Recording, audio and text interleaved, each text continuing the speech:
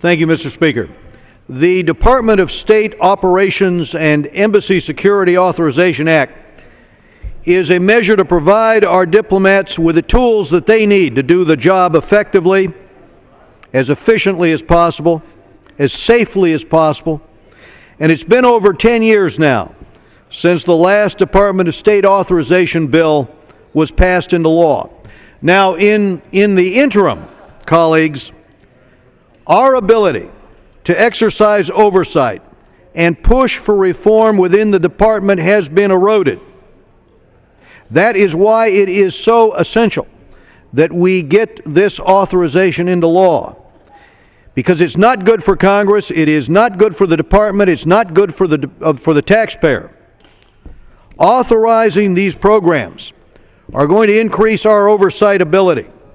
It will improve members' ability to legislate new programs. It will save money. It will reform old programs. And when we do not authorize, as you know, departments are less accountable. They can drift. As members know, the department's findings and failings on security were laid bare in Benghazi, Libya.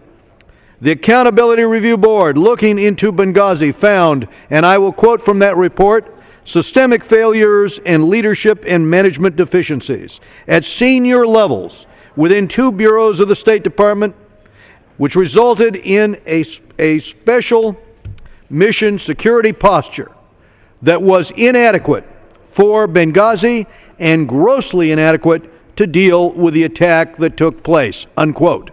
That was the finding. The local guard force in place to protect Benghazi was inadequate. The closure of 21 U.S. embassies in August and the recent closure of our embassy in Beirut demonstrate the continued threat to our facilities and personnel overseas. Indeed, this week, the department renewed its global terrorism alert for U.S. citizens. And this is why this bill authorizes full funding for embassy security. One of the principal functions of the department is to protect our facilities and personnel that are stationed overseas. The other body, our colleagues in the Senate, have also introduced legislation on embassy security, and we have been in consultation with them because we intend to have this signed into law. This legislation carries much of the same language, including language requirements for diplomatic security personnel in line with the ARB report recommendations. We need the security personnel to be able to speak that local dialect. Implementation of the expanded Marine Security Guard program, including a plan to deploy these additional personnel and station them appropriately. We need the Marines at the gate. We need to be able to guard the gate. It needs to be reinforced.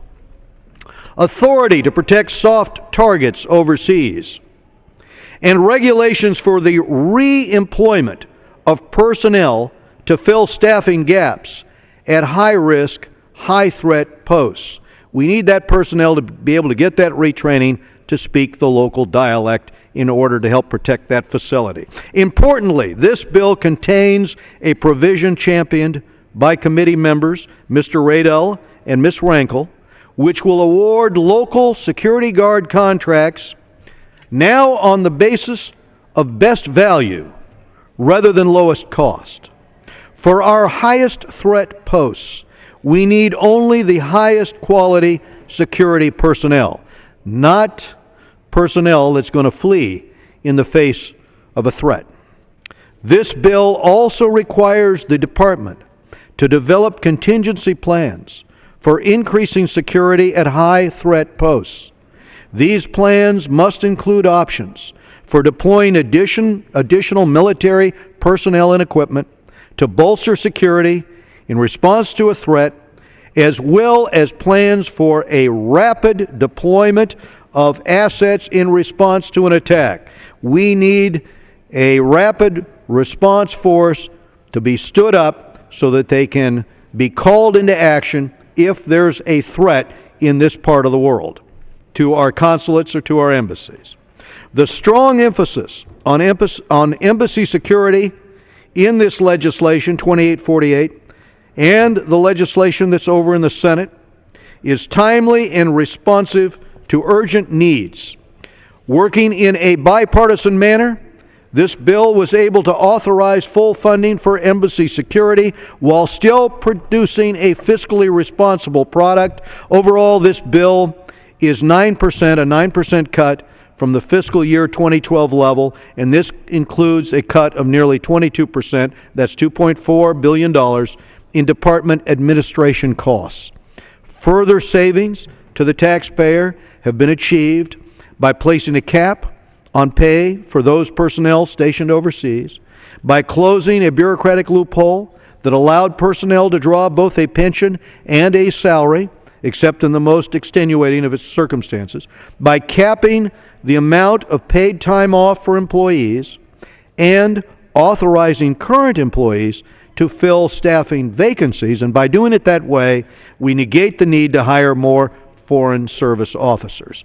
So this bill also reforms some of the core management functions of the department by prohibiting those convicted of fraud or embezzlement or theft or other offenses from receiving government contracts in the future. The bill also prohibits funding for proposed Foreign Affairs Security Training Center unless there's an independent feasibility study that's completed and presented to the appropriate congressional committee.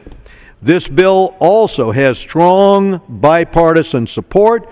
When I say strong, Mr. Engel and myself have worked with members on both sides of the aisle. We took some 11 amendments. We've worked out the differences. We got bipartisan support in the committee, and I urge my colleagues to vote for this legislation so it can be promptly sent to the Senate and then on to the President for his signature, thereby ensuring that our embassies and personnel stationed abroad are protected at a time of their greatest need.